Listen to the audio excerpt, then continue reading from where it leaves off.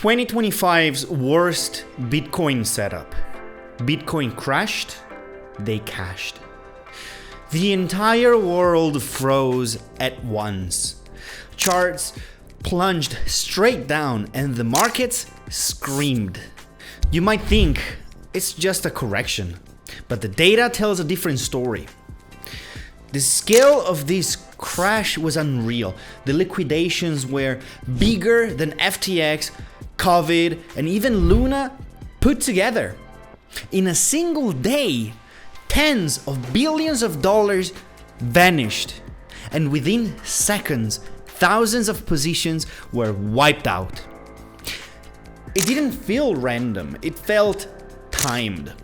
Almost too perfectly timed. Strange, isn't it? Too precise. It's too clean to be an accident. Right after the crash, institutional wallets spiked sharply. Retail investors panicked. But who really took the buying opportunity at the bottom? Geopolitical risk, shutdowns. We've heard of it all before. But this time, something was different. Liquidity vanished, liquidation systems malfunctioned, and someone out there used that chaos perfectly. And right after that, US states began announcing plans to include Bitcoin as part of their national reserves. Around the same time, news broke that roughly $14 billion worth of Bitcoin had been seized from Cambodia's Prince Group. A collapsing market, and hence sweeping up everything at the bottom. This wasn't just a crash, this was a setup. Who designed this system and why now? Let's dive in. The relationship between the US and China has cooled off again. Tariffs, semiconductor export bans, and geopolitical clashes keep escalating, while Washington is facing a full government shutdown. You see headlines every day, but this time, markets around the world actually flinched. The entire capital market shuddered, and crypto, it got hit like a bomb. On that day, the fear index hit a 6-month high, and Bitcoin plunged more than 50% in just a few hours. So traders watched helplessly as their positions evaporated right before their eyes. But here's the thing, none of this should have crashed the market this hard. US-China tension isn't new. Government shutdowns happen almost every year. Yet, this crash felt deliberate. Like someone tossed a match and poured gasoline right after. So the market collapsed in seconds, and as liquidations cascaded, someone at the center, he started buying. So the core of this crash wasn't just selling pressure. The system itself was already breaking down from within. Liquidity had thinned out, and the very backbone of the market, the liquidation system, began to fall like dominoes. It started with DEXs, decentralized exchanges. Liquidity evaporated in seconds. Slippage spiked, and trades stopped feeling properly. Then came the real problem, the centralized exchanges. Binance's Oracle feed glitched, showing false price data, and some assets were liquidated at prices that didn't even exist. It wasn't that price dropped, it was that price itself disappeared.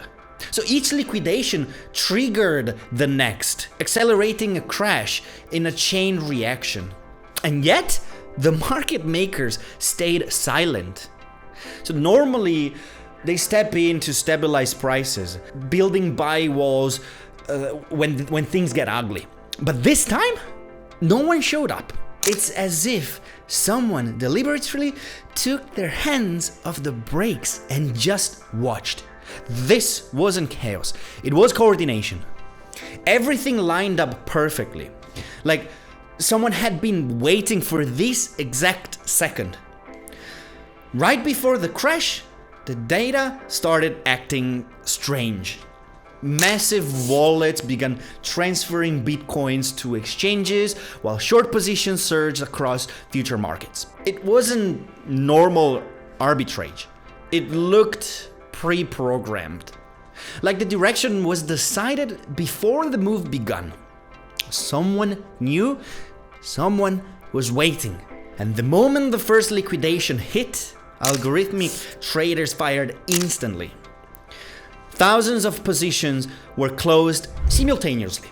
Price collapsed, and behind the walls, hidden hands started moving. They flipped short positions into spot buys at perfect timing, buying the fear they themselves helped create. While retail investors gave up, the accumulation quietly began. Lowering prices through structural chaos and then absorbing liquidity from the bottom up. It wasn't a crash, it was a reset, a planned one. And through it all, the market makers stayed out. So normally they defend the market, but this time they just watched. No breaks, no rescue, just free fall. And those silent watchers were the real winners of this crash. As soon as the crash stopped, the market's energy shifted. Buy walls started appearing again on exchanges, and charts began quietly forming a base. But this time, the ones moving weren't retail traders, it was the institutions. On-chain data showed large wallets suddenly buying Bitcoin right after the crash. Trading volume went down, but whale balances explode upwards. They moved like a machine, following a script. This wasn't panic, it was a calculated reset to open a new accumulation zone. Retail investors took the losses, but institutions piked up their coins.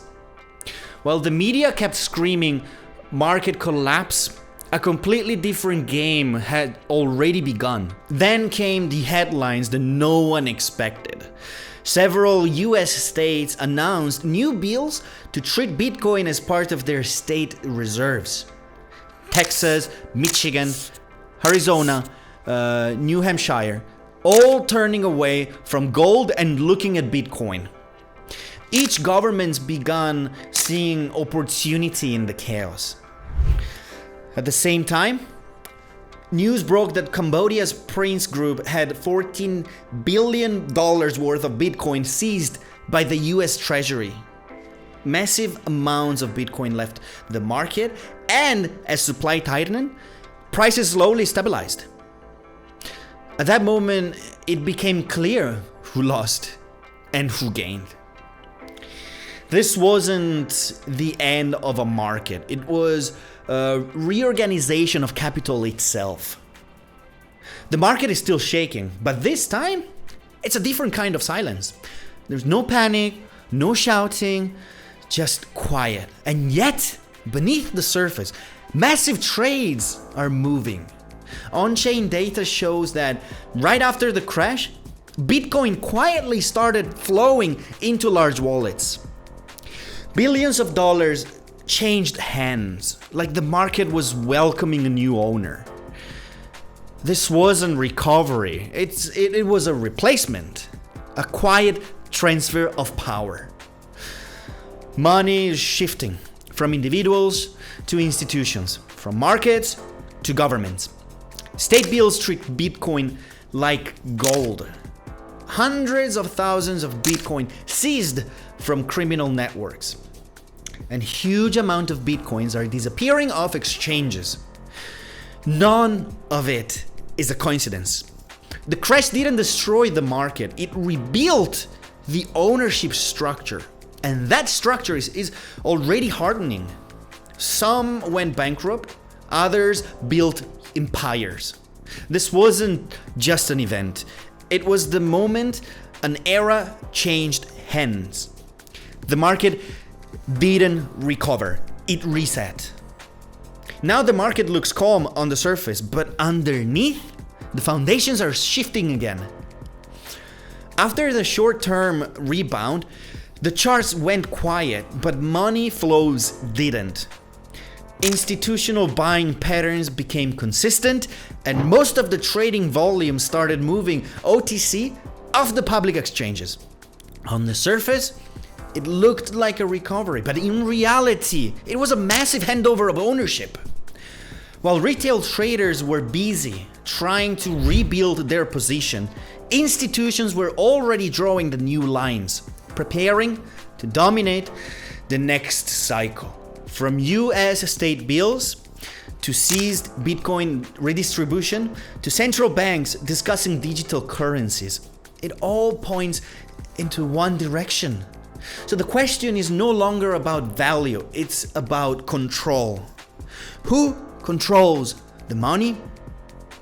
What's happening right now isn't a recovery, it's a power shift. At this point, it's not about which asset will rise, it's about who will own it when it does. The market isn't being restored, it is being rewritten. In the end, this entire crash was a test, a reset to see who would survive and who would break first.